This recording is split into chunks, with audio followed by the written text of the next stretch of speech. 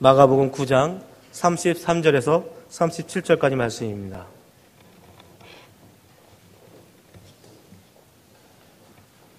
같이 다 함께 읽겠습니다. 가버나움에 이르러 집에 계실새 제자들에게 물으시되 너희가 길에서 서로 토론한 것이 무엇이냐 하시되 그들이 잠잠하니 이는 길에서 서로 누가 크냐 하고 쟁론하였습니다.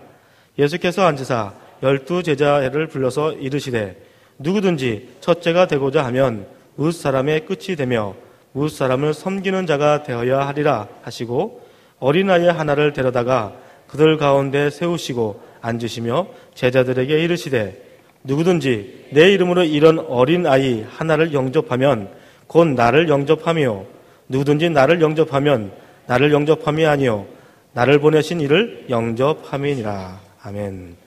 섬기는 자가 되어야 하는 말씀으로 담임 목사님 말씀 선포해 주시겠습니다.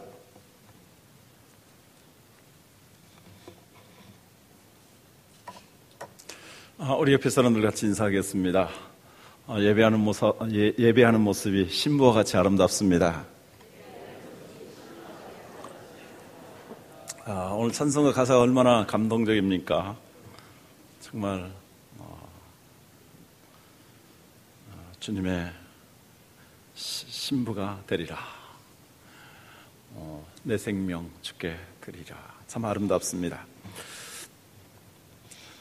지난 얼마간 그 마가복음을 전하다가 금년 들어서 정말 하나님의 은혜의 본질 그 말씀을 전하기 위해서 로마서를 말씀을 전하였습니다. 근데 이제 로마서 8장 마치고 로마서 9장 가는데 이 로마서 9장부터 11장까지는 좀 딱딱한 내용이 되어 있습니다. 그래서 그 말씀을 수요일 전하고 다시 마가복음으로 돌아와서 이 마가복음을 가지고 은혜를 나누도록 하겠습니다. 섬기는 자가 되어야 하리라. 인류 역사 가운데 가장 오랫동안 천시되어 온 계층이 있다면 노예 또 종들일 것입니다. 종이란 가장 지역적이고 그리고 저주스러운 직분이었습니다. 예수님 당시의 로마의 문화는 종의 문화라 할 수 있을 정도로 로마 사회에는 세계에서 붙잡아온 약 5천만 명이나 되는 노예들이 있었습니다. 이 노예들이 죽을 고생을 하면서 로마의 귀족들은 정말 잘 먹고 잘 누리고 살 수 있었습니다. 그들의 수고와 희생과 헌신으로 말며 그들의 눈물과 고통을 먹고 살면서도 그들을 아주 무시하고 그들의 고통을 가하면서 인간으로서의 기본적인 권리도 주지 않았습니다. 이런 이중적이고 이율배반적인 세상이 바로 로마 제국이었습니다. 그런데 이 로마에 예수 그리스도의 복음이 들어옵니다. 그러면서 이 종이라는 개념이 지옥스럽고 저주스러운 종이라는 개념이 점점 바꿔지기 시작합니다. 사도 바울이 전 세계를 복음화시키고자 하는 그런 마음으로 로마를 향하게 됩니다. 그리고 로마서를 쓰게 됩니다. 로마서를 기록하면서 그는 이렇게 말합니다. 예수 그리스도의 종 바울은 그렇게 모멸을 받았던 종이었는데 그는 종이라고 당당히 말합니다. 그것도 예수 그리스도의 종이라고 밝히고 있습니다. 그런데 놀라운 것은 얼마 되지 않아서 이 종이라는 말이 아주 자랑스럽고 신실한 의미로 받아들입니다. 그래서 사도 바울 이후에 많은 주의 일꾼들이 자기 자신을 가리켜서 종이라고 합니다. 목사를 가리켜서도 종님이라고 말하지요. 종놈이라고 해야 맞는데 그것도 종놈이라고 말하기 어려우니까 종님이라고 말합니다. 저를 가리켜 종님 이렇게 말해도 어색하지 않습니다. 좋게 들립니다. 또 목사를 가리켜서 좀 더 고상한 의미로 사자라고 말하는데 심부름하는 놈이라는 뜻입니다. 이 말은 아주 고귀하게 들려집니다.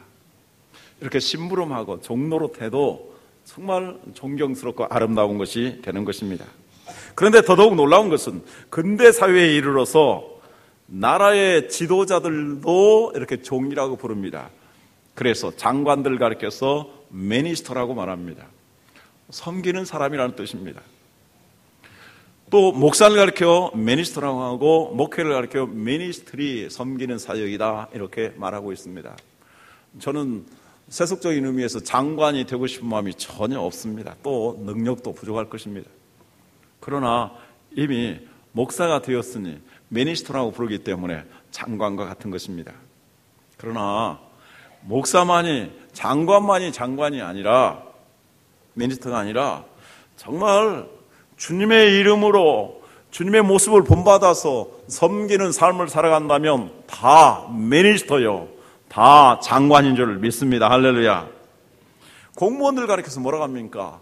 국민의 공복이라고 말합니다. 퍼블릭 미니스터라는 말입니다. 요즘 공무원이 얼마나 중요한 일을 하며 그리고 공무원이 정말 자랑스럽고 사람들이 부러워합니까? 법관들도 국회의원들도 장관들도 대통령도 다 미니스터입니다. 그래서 수상을 가리켜서 프라임 미니스터 이렇게 말합니다. 최고로 섬기는 사람이라는 것입니다. 오늘날 한 나라의 최고의 지도자들도 다 국민을 섬기는 사람들이 되었습니다. 옛날에는 섬기는 일은 종이나 하는 일로 취급되었습니다. 그러나 이제 섬기는 일이 얼마나 고귀한 일이 되었는지 모릅니다. 예배라는 말이 어디서 나온 줄 아십니까? 바로 서브라는 말이 있어 서비스라는 말이 나왔고, 이 서비스라는 말이 하나님을 섬기는 예배라는 것입니다. 오늘날 최고의 이 세상에서 영향력 있는 산업은 옛날에는 강철이라든지 석유산업 이라는 걸 통해서 거부가 되었었는데 서비스 산업에 종사하는 사람들이 가장 영향력을 끼치고 가장 부자가 되는 것입니다. 우리 자신이 영향력 있는 삶을 살기 위해서, 하나님의 교회가 영향력 있고 이 세상을 변화시켜 나가기 위해서, 우리 한국이 이 세상에 영향력을 끼치기 위해서는 이 서비스 정신으로 충만해져야 하는 것입니다.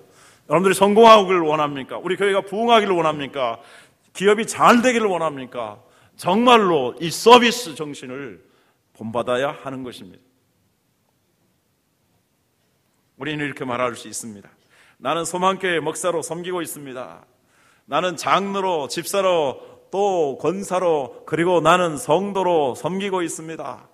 나는 나의 일터 속에서 그 많은 사람들을 위해서 섬기며 봉사하고 있습니다. 나는 기업을 운영하면서, 나는 가게를 운영하면서 고객들을 왕처럼 섬기고 있습니다. 그런 자세로 살아야 되고, 그렇게 살 때 성공적인 삶을 살게 되는 것입니다. 어떻게 섬긴다라는 것이 이렇게 자랑스럽고 축복된 일이 되었습니까? 도대체 무엇이 그토록 치욕스럽고 저주스러운 섬긴다라는 말이 이렇게 고귀하고 자랑스럽고 존경스러운 명예스러운 말이 되었습니까? 정말 이건 혁명적입니다. 이것이 바로 예수 그리스도의 복음의 역사입니다. 정확히 말하면 예수 그리스도께서 우리에게 본을 보여주셨고 예수님이 그렇게 만들어 주신 것입니다. 예수님이 이 땅에 섬기는 종으로 오셨습니다. 목숨까지 주시면서 섬기겠다고 말씀하셨습니다. 그리고 주님을 따르는 제자들에게 너희도 나와 같이 섬기는 자가 되어야 하리라 이렇게 말씀하셨습니다. 자, 그런데 오랫동안 세속의 문화와 타락한 본성의 영향을 받는 우리들이 이렇게 섬기는 정신 가지고 살아가는 것이 쉽지 않습니다. 오늘 성경 말씀을 통해서 예수님 우리에게 가르쳐 주는 것이 있습니다. 정말 이렇게 섬기는 삶을 살기 위해서는 극복해야 될 과제가 있다. 어떤 문제가 있는 것이며 우리가 어떻게 이것을 극복해야 할까요? 세 가지로 생각해 봅니다. 첫째는 자기 높음의 우월의식을 극복해야 합니다. 자, 예수님은 제자들에게 가이사랴 빌립보라는 지방에 가셨습니다. 거기는 헬몬산 아래에 있는 곳입니다. 예수님은 거기서 제자들에게 물었습니다. 사람들이 나를 누구라 하느냐? 그리고 너희는 나를 누구라 하느냐? 그때 베드로가 이렇게 대답했습니다. 주는 그리스도시요 살아계시다 하나님의 아들이십니다. 예수님은 그를 칭찬하셨습니다. 그리고 하나님께서 가르쳐 주신 것이라고 말씀합니다. 이제 예수님께서는 그리스도, 즉 구원자로서 활동하시기 위해서 자신이 십자가를 지실 것을 제자들에게 직접 말씀하십니다. 그리고 예수님께서는 산에 올라가시기 전에 제자들에게 말씀합니다. 누구든지 나를 따라오려거든 자기를 부인하고 자기 십자가를 지고 나를 쫓을 것이니라. 십자가를 지라고 말씀하십니다. 그리고 나서 예수님께서 변화산으로 헬몬산으로 올라가셨습니다. 거기서 예수님 호련히 변화되셨습니다. 그것은 예수님이 이제 십자가를 지신 후에 주님의 본래의 영광을 얻으실 것을, 부활하신 후에 영광을 얻으실 것을 보여주신 것이었습니다. 이 사건 후에 이제 예수님께서 제자들을 데리고 다시 남쪽 갈릴리 지방 가버나움으로 내려오십니다. 그리고 예수님은 이제 예루살렘으로 올라갔습니다. 예수님은 예루살렘에 십자가를 지기 위해서 올라갔을 것입니다. 이제 내려오시면서 또 예루살렘으로 향하시면서 예수님은 줄곧 십자가를 생각하십니다. 그런데 이 본문 직전에 있는 마가복음 31절에 이것을 우리에게 가르쳐주고 있습니다. 이는 제자들을 가르치시며 또 인자가 사람들의 손에 넘겨져 죽임을 당하고 죽은 지 3일 만에 살아나리라는 것을 말씀하셨기 때문이더라. 자, 예수님이 이렇게 자신이 져야 될 십자가를 바라보시면서 십자가를 생각하시고 십자가를 묵상하시면서 십자가를 질 각오를 가지고 걸어가셨습니다. 그런데 예수님의 제자들은 무슨 생각을 하면서 주님을 뒤따라갔을까요? 34절에서 말씀합니다. 그들이 잠잠하니 이는 길에서 서로 누가 크냐 하고 쟁론하였더라. 예수님은 우리의 죄값을 치르기 위해서 십자가를 치시고 거기에서 정말 고통스러운 고난을 당하실 것을 준비하고 가시는데, 이 속없는 제자들은 그 주님이 그 말씀을 하셨음에도 불구하고 예수님이 예루살렘에 올라가신다면 거기서 사람들의 인기를 얻어서 왕이 되실 것이다. 그러면 누가 더 큰 자리를 차지할 것인가? 야고보와 요한은 자기의 어머니까지 대동해서 누가 오른편에 차지할 것이며 누가 왼편에 차지할 것인가, 이렇게 청탁을 하게 됩니다.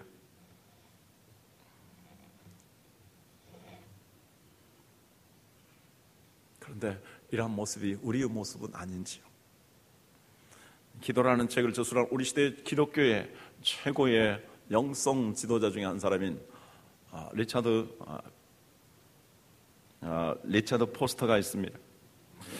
그분이 쓴 책 중에 아주 인기를 가졌던 책이 있는데, 책 제목이 돈, 섹스, 권력입니다. 이 책에서는 우리가 그리스도의 제자로서 반드시 싸워야 되고 극복해야 될 세 가지 유혹이 있는데, 그것은 돈과 성과 권력이라는 것입니다. 그런데 여기에서 가장 강력하고도 사람들이 유혹을 받으면서도 유혹을 받지 않는 것처럼 착각하면서 빨려 들어가는 아주 미무명하고도 가장 강렬한 유혹이 권력 유혹이라고 말합니다. 이 책을 처음 읽었을 때는 공감이 가지 않았습니다. 그러나 이제 점점 살아보면서 그렇다라는 것을 인정하게 됩니다. 신학교에 들어가게 되었습니다. 신학교에 들어가서 선배들이나 또 연로하신 목사님들을 통해서 교훈을 받을 때마다 목사는 돈과 이성을 조심해야 된다. 그래서 저는 돈에 대해서는 초연하자, 그렇게 기도를 많이 했고, 또 이성 문제에 있어서는 제 아내 외에는 다른 사람은 바라보지도 말자, 그런 마음을 가지고 살았습니다. 다른 분들은 혹시 섭섭하실지 모르겠지만요. 그래서 참 하나님의 은혜로 어느 정도 좀 지켜왔다라고 생각을 합니다. 잘 지켜왔다고 생각을 합니다. 권력은 저하고는 상관없는 것처럼 생각이 됐습니다. 시골에 살았었고 저는 그런 게 별로 관심이 없었습니다. 근데 제가 신학교 딱 들어가자마자 저를 반장으로 투표해서 세웠습니다. 그리고 1학년 전체 한 200명 정도 되는데 거기에 또 반장이 됐습니다. 대표가 됐습니다. 또 대의원이 되고, 또 교회 가니까 일찍이 또 교육전도사가 됐습니다. 그래서 전도사님 부릅니다. 그리고 그냥 설교도 열심히 잘한다, 이렇게 말을 합니다. 그러면서 점점 우쭐대기 시작했고, 그래서 당시, 지금도 그렇습니다만 세계 최고의 목사님이라 일컫는 조영기 목사님의 책을 많이 읽고 그 설교를 들으면서 그분의 목소리를 흉내내면서 또 사람들 앞에서 그 흉내낸 모습을 보여주기도 했습니다. 그리고 나중에는 뭐 총회장도 될 수 있고 나중에는 아주 영향력 있는 사람이 될 수 있을 거라는 그러한 생각을 가지게 되었습니다. 그런데 그의 겨울에 정말 기도하면서 하나님 말씀 묵상하면서 책을 보는 가운데 십자가 앞에 십자가의 은혜를 깊이 깨닫고 이 모든 걸 다 내려 놓을 수 있었습니다. 그래서 뭐 대표로 세워줘도 다른 사람에게 양보하게 되고, 그리고 지금도 뭐 무슨 동창회라든지 총회라든지 그런 건 관심이 없습니다. 정말 목회가 중요하고 노예도 꼭 필요한 때 필요한 일만 가서 하기를 원합니다. 하나님이 저에게 주신 은혜가 크고 목회가 제일 중요한 것이라고 생각하기 때문입니다. 제 자신이 하는 일이 제일 중요하죠. 요즘 선거철을 앞두고 정치인들의 모습을 한번 보시기 바랍니다. 정말 그분들의 모습을 보면서 실망하기도 하고 때로는 보고 싶지도 않고 듣고 싶지도 않습니다. 얼마나 이 권력 다툼이 심합니까? 얼마 전에 같은 동지였지만 공천을 받지 못하니까 또 거기 이탈하고 또 당을 만들고, 그래서 서로 공격하고 서로 욕하고 서로 욕하고 공격하는 그 갈등의 모습을 보게 됩니다. 그런데 이러한 모습이 정치인들에게만 있는 것이 결코 아닙니다. 권력의 갈등은 우리 가정 속에도 자리 잡고 있습니다. 부부싸움을 하게 됩니다. 부부싸움을 하게 되는데 중요한 것은 바로 누가 더 그 주도권을 잡느냐, 그런 권력지향적인 의식이 바닥에 깔려 있습니다. 고부간의 갈등도 문제입니다. 형제간의 다툼도 그러한 문제입니다. 오늘 아버지에게 아들이 와서 반항을 합니다. 아들인 내가, 아버지인 나에게 그렇게 할 수가 있는가 하면서 아들에 대해서 분노하는 마음을 갖습니다. 그 마음의 밑바닥에는 나는 아버지인데라는 아버지라는 권위의식이 거기에 깔려 있는 것을 보게 됩니다. 이것은 가정만의 문제가 아닙니다. 교회에서도 그런 문제들은 얼마든지 있습니다. 교회의 모든 일들은 다 봉사의 자리입니다. 목사도 마찬가지고 장로도 권사도 집사도 다 마찬가지입니다. 그럼에도 불구하고 교회의 직분을 어떤 자리인 것처럼, 어떤 높이인 것처럼 생각할 수 있습니다. 특별히 우리 한국 교회 가운데, 한국 사회 가운데 이러한 것들이 많지 않나 이렇게 생각합니다. 어쩌면 이것은 유교적인 역량 때문에 온 것이라고 할 수 있겠습니다. 유교에서 가장 훌륭한 효도는 이 세상에서 출세하면서 높은 자리를 자식들이 차지하는 것입니다. 그래서 조상들을 자랑할 때 우리 조상 가문에는 어떠한 벼슬을 했던 사람이 있었다, 뭐 좌의정했다, 우의정했다, 무슨 벼슬을 했다, 이렇게 자랑을 합니다. 요즘 말로 말한다면 뭐 국무총리를 했다, 장관을 했다, 뭐 무슨 판사가 되었다, 이런 얘기를 하는 것입니다. 중요한 것은 그 자리에서 어떻게 살았느냐, 어떻게 봉사했는가, 그것이지 그 자리 자체를 차지한 것이 결코 아닙니다.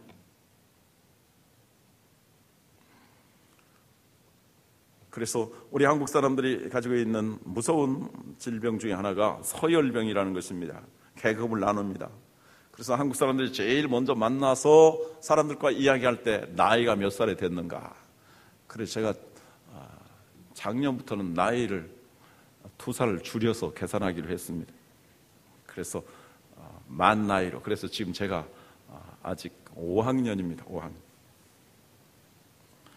그래서 나이를 따집니다.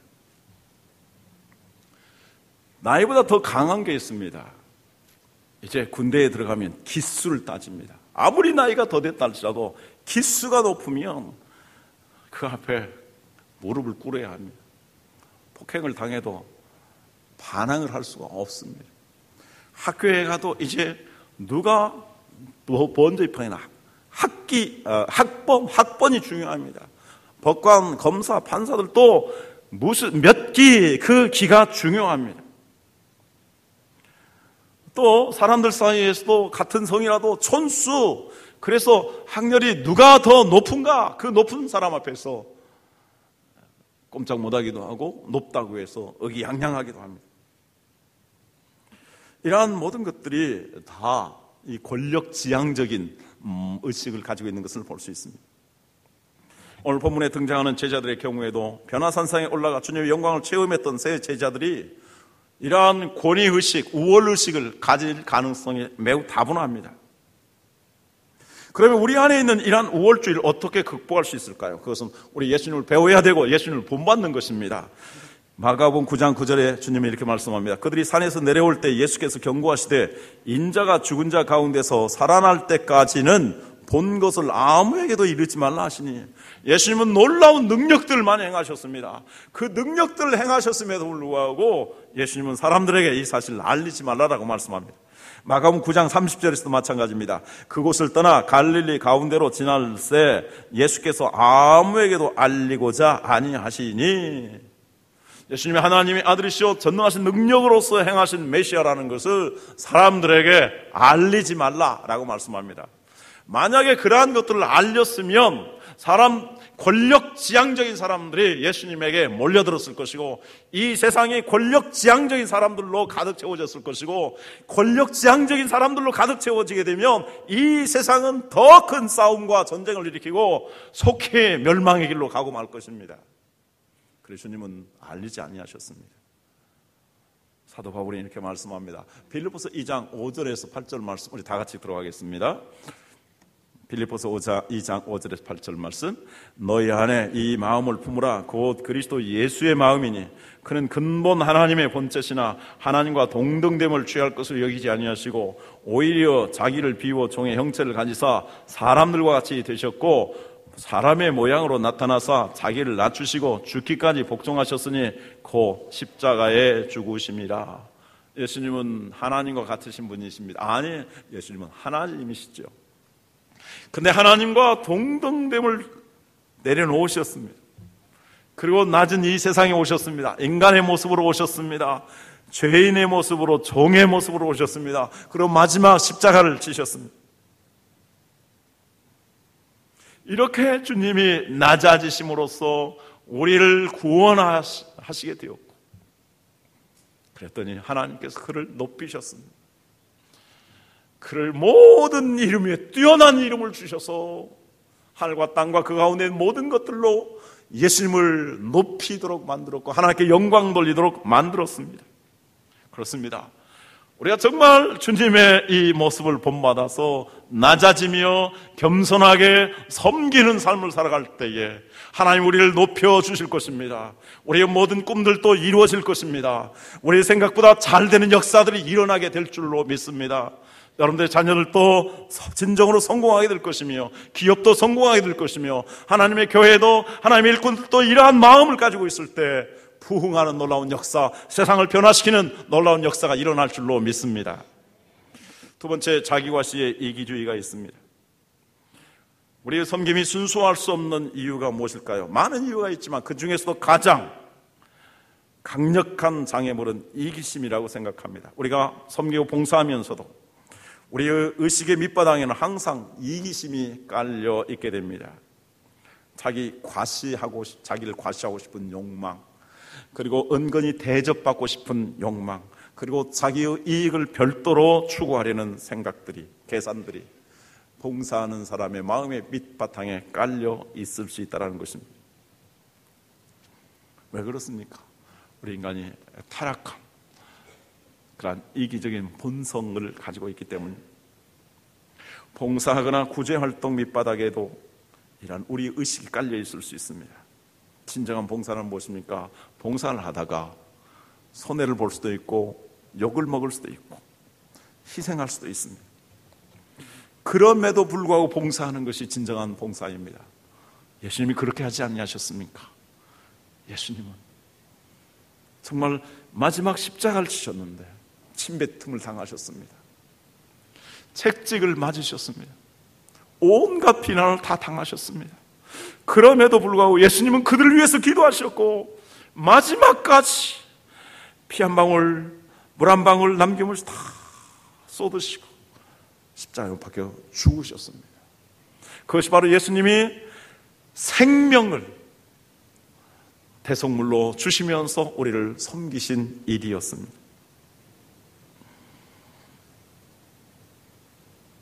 그러므로 이 예수님을 본받은 사람들의 봉사에는 자기 과시나 사심이 없어야 합니다. 그래서 때로는 손해보기도 하고 희생하기도 하고 욕을 먹어도 담담하고 정말 이렇게 모욕을 당해도 참고 견딜 수 있어야 합니다. 우리 예수님을 바라보십시오. 히브리서 12장 2절 3절 다 같이 읽습니다. 같이 읽습니다. 믿음의 주요 또 온전하게 하시는 이 예수를 바라보자. 그는 그 앞에 있는 기쁨을 위하여 십자가를 참으사 부끄러움을 개의치 아니하시더니 하나님 보좌 우편에 앉으셨느니라. 너희가 피곤하여 낙심하지 않기 위하여 죄인들이 이같이 자기에게 거역한 일을 참으신 일을 생각하라. 예수님은 죄인들에 대해서도 이렇게 참으셨습니다. 거역하는 사람들을 참으셨습니다. 십자가에 부끄러움을 개의치 아니하셨습니다.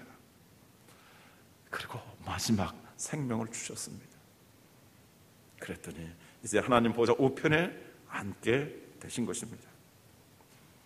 예수님은 제자들이 이 예수님을 배우기를 원하셨습니다. 35절 말씀입니다. 예수께서 앉으사 12제자를 불러서 이르시되 누구든지 첫째가 되고자 하면 무사람의 끝이 되며 무사람을 섬기는 자가 되어야 하리라 하시고, 또 예수님께서는 섬김의 표본, 섬김의 모델로서 어린아이 하나를 세우시고 시청각적으로 가르치셨습니다. 37절 말씀입니다. 누구든지 내 이름으로 이런 어린아이 하나를 영접하면 곧 나를 영접하며 누구든지 나를 영접하면 나를 영접함이 아니요 나를 보내신 이를 영접함이니라. 아멘. 지나가는 어린아이 하나를 우리가 대접을 합니다. 먹을 것도 사줄 수 있고 또 돈도 줄 수 있고 장학금도 줄 수 있을 것입니다. 그리고 그 어린아이가 지나가 버렸습니다.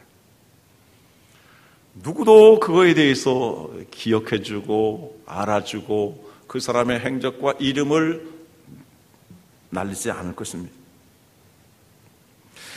일단 자기 마음은 기쁨이 있을 것 같지만 그것으로 말미암아서 그가 더 높아지거나 더 명예로워지는 것이 아닙니다. 그러나 주님 말씀합니다. 이름 모를 소자 하나에게 순수한 마음으로 대접하게 되었다면 그것은 정말 진짜의 봉사인데, 그렇게 봉사했다면 그것은 예수님을 대접한 것이고 그것은 하나님을 대접한 것처럼 정말 고귀하고 영광스러운 것이다, 이렇게 말씀합니다.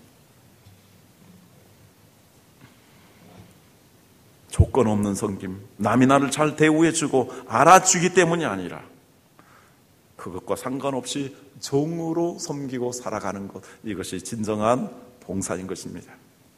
내비게이터의 유명한 지도자 가운데 한 사람이었던 롬센이라는 분이 있습니다. 그는 제자 훈련을 열심히 한 사람이었습니다. 이제 마지막 제자 훈련을 마치고 한 그의 제자가 종의 도를 배운 다음 이렇게 질문을 던졌습니다. 선생님, 제가 이제 그리스도의 참된 종이 되었다는 것을 어떻게 알 수 있습니까? 그러자 세니 지도자는 유명한 말을 남깁니다. 지금은 몰라. 자네가 사람들에게 종 취급을 당할 때 그때 자네가 어떻게 반응하냐를 보면 알지. 다른 사람들이 자네를 종 취급할 때 내가 나를 무시해 하고 화를 낸다면 자네는 아직도 종이 되지 못한 거야. 남들이 나를 종 취급하고 부릴 때 내 자존심이 꺾이고 내가 무시당하는 듯한 느낌을 가질 때, 그래 맞아, 나는 종 노릇하는 사람이야. 나는 주님의 종이고 주님이 맡겨주신 사람들의 종이야. 나를 밟아라, 기꺼이 당하겠다. 이렇게 말할 수 있다면 자네는 진정으로 종이 된 거야.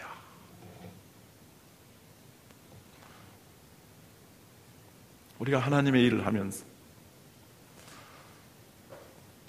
정말 때로는 억울하기도 하고 때로는 정말 배신을 느낀 그런 때도 있지 않습니까? 무시를 한다라는 그런 생각에 정말 상처를 받기도 하지 않습니까?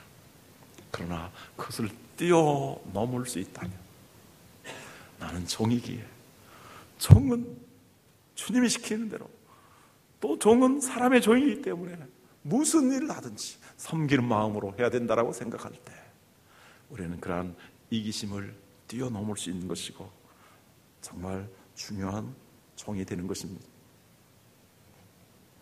조건 없는 섬김의 삶, 남이 나를 잘 대우해주고 알아주기 때문이 아니라 그와 상관없이 예수님을 본받아 살기를 사모하면서 자신 예수님의 종이라고 생각하면서 이렇게 섬기는 것이 진정한 섬김이요, 또 우리 주님을 본받아 가는 것입니다. 마지막 세 번째로 자기 편당의 파벌주의입니다. 우리가 참으로 섬기는 지도자가 되기 위해서는 파벌주의를 극복해야 합니다. 이렇게 파벌주의를 극복하는 마음은 관용하는 마음입니다. 우리의 섬김이 순수하려면 관용의 정신이 있어야 됩니다. 마음과 생각이 넓어져야 됩니다. 그렇지 않으면 봉사하는 사람들에 대해서, 같이 봉사하는 사람들에 대해서 때로 경쟁 상대로 여기게 됩니다. 그래서 내가 그분보다 잘한다고 생각하고 다른 사람에게 칭찬을 받을 때에 우월의식을 갖게 되고, 그렇지 않을 때는 열등감을 갖게 되는 것입니다. 그래서 지나치게 되면 이제 상대에 대해서 적대감을 가져서 미워하게 됩니다. 같이 있어도 불편하게 됩니다. 같이 일하는 것을 싫어하게 됩니다. 이러한 사람들이 봉사의 현장에서 일하게 되면 그 봉사는 부서가 소란하게 됩니다. 그리고 상처를 주고 받게 됩니다. 마음이 아프게 되는 것입니다. 예수님의 제자들 가운데 특별히 9명의 사람들은 그 귀신 들린 사람을 고쳐주지 못해서 쩔쩔매게 되었고 예수님의 책망을 받았는데, 베드로와 야고보와 요한은 변화산성에 올라갔습니다. 그 변화산성에 올라가서 주님의 영광스러운 모습을 보았던 그들입니다. 그들은 예수님에게 자신들이 더 신임을 받는다고 생각했을지도 모릅니다. 그리고 그들은 예수님의 영광스러운 모습을 다른 사람들보다 더 보게 되었습니다. 그러한 신령한 은혜를 체험했다고 생각해서 그들은 우월의식을 가질 수 있었습니다. 그러한 모습이 두드러지게 나타나는 것이 바로 요한이었습니다. 38절 말씀 보면 요한이 어느 날 예수님께 아주 재미난 이야기를 하게 됩니다. 선생님, 어떤 사람들이 예수님의 이름으로 귀신을 쫓아내고 복병을 고쳤습니다. 그런데 그들은 우리의 편이 아니었습니다. 그래서 그들에게 그 일 하지 말라고 금지하도록, 예수님의 이름으로 그 일 하지 못하도록 내가 엄금을 시켰습니다. 이렇게 예수님에게 말하면서 그런 예수님에게 인정과 칭찬을 받고 싶었을 것입니다. 그런데 예수님의 대답이 뜻밖의 말씀이었습니다. 39절 40절 같이 읽도록 하겠습니다. 예수께서 이르시되 금하지 말라. 내 이름을 의탁하여 능한 일을 행하고 즉시로 나를 비방하는 자가 없느니라. 우리를 반대하지 않는 자는 우리를 위하는 자니라. 예. 우리를 반대하지 않는다면 다 우리를 위하는 자요, 우리 편이다. 얼마나 넓은 마음입니까? 정말 예수님을 죽이려고 했던 그 당시 이단들이었던 바리새인들이나 사두개인들, 그 사람들 제외하고 모든 사람들을 주님은 끌어안는 관용과 포용의 정신을 가졌습니다. 오늘 우리는 정말 나라 속에서도 얼마나 파벌이 많이 있는가를 봅니까? 학연, 지연, 혈연, 그러한 연관을 지어서 우리나라의 이 파벌은 다이아몬드보다도 더 강한 것 같습니다. 선거의 투표를 보십시오. 기독교인하고 별로 다른 게 없습니다. 경상도에서는 어느 당의 사람들이 거의 되지 못합니다. 호남에서는 어느 당의 사람이 전혀 되지 못합니다. 이러한 것들이 수십 년 동안 진행되고 있습니다. 우리 의식 속에 파벌 의식이 있는 것입니다. 이러한 것을 극복하지 못하면 우리나라의 정치가 새로워질 수 없습니다. 우리나라가 세계를 향해서 높게 나갈 수가 없습니다. 우리나라 세계에 선교하는 훌륭한 나라가 계속 되기 어렵습니다. 그래서 우리가 정말 넓은 마음, 주님의 마음을 가질 수 있어야 하는 것입니다. 하나님의 교회 안에서도 파벌이 없어야 됩니다. 우리 한국교회 장로교회가 왜 그렇게 많습니까? 교회 안에 이렇게 분열이 왜 생기는 것입니까? 다 인간 중심의 파벌 때문입니다.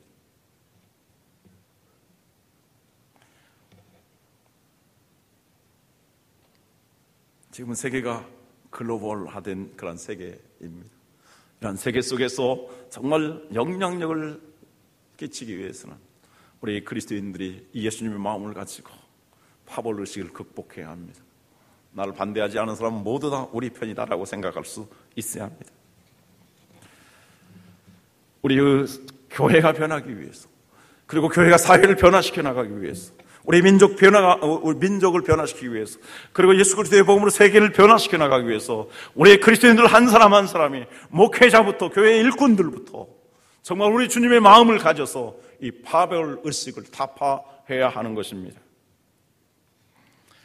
요한은 예수님의 제자이면서도, 제자로 부름을 받았으면서도 오랫동안 이러한 의식에서 벗어나지 못한 것으로 보입니다. 야고보와 요한이 바로 우려의 아들들이라는 이름을 얻었습니다. 왜 그렇습니까? 어느 날 예수님께서 사마리아로 가셨습니다.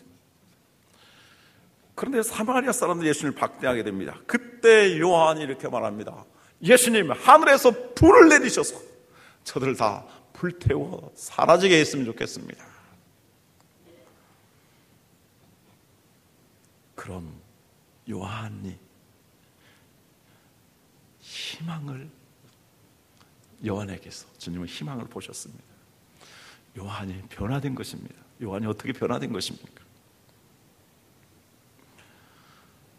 요한은 요한 1서, 2서, 3서를 쓰게 되었습니다. 이 요한 1서, 2서, 3서의 주 내용이 무엇입니까? 사랑하는 자들아, 우리가 서로 사랑하자. 하나님은 사랑이십니다. 예수 그리스도께서 우리를 이같이 사랑하셨으니 우리도 서로 사랑하는 것이 마땅하도다. 우리가 말과 혀로만 사랑하지 말고 우리가 행함과 진실함으로 사랑하자. 만약 하나님을 사랑한다고 하고 우리 형제를 진정으로 사랑하지 않는다면 이것은 하나님의 사랑을 알지 못하는 사람이다. 우리가 서로 사랑하자. 이렇게 변화된 것입니다. 할렐루야. 어떻게 해서 이렇게 변화된 것입니까? 그가 예수님을 따라다니기까지, 예루살렘으로 가기까지는 이렇게 마음을 가지고 있었습니다.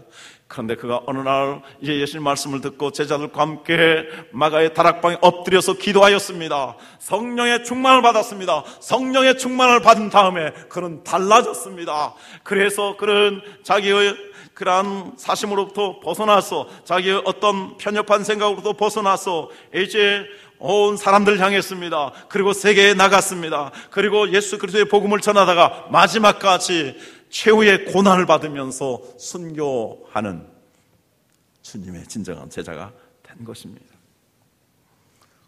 성령님의 도움이 필요합니다. 우리 마음속에 정말 주님의 진정한 제자가 되지 못하게 하는, 그래서 이 세상을 변화시켜 나가고 하나님의 교회를 부흥케 하며 그리고 세계 선교를 하도록 하는데 방해물이 되는 우월의식이 있습니까? 이기주의가 있습니까? 파별의식이 있습니까? 하나님, 성령의 은혜로, 성령의 불같은 능력으로서 이 모든 것들을 소멸하시고 녹여 주시옵소서. 그래서 우리의 마음속에 진정으로 예수님을 닮은 사랑하는 마음, 섬기는 마음, 봉사하는 마음을 갖게 하여 주시옵소서. 그렇게 되었을 때 우리가 행복해지고 우리 안에 기쁨이 충만해지고 우리가 높임을 받게 되고, 그리고 우리가 가는 곳마다 세상이 변화되며 교회가 부흥하며 우리 한국을 통해서 세계에 놀라운 역사가, 부흥의 역사, 선교의 역사가 일어나게 되고, 이제 북한도 이렇게 감싸 안으면서 평화적인 통일을 이루어 나갈 것입니다. 우리가 그런 마음을 갖기를 바라며 기도할 수 있기를 바랍니다. 기도하겠습니다.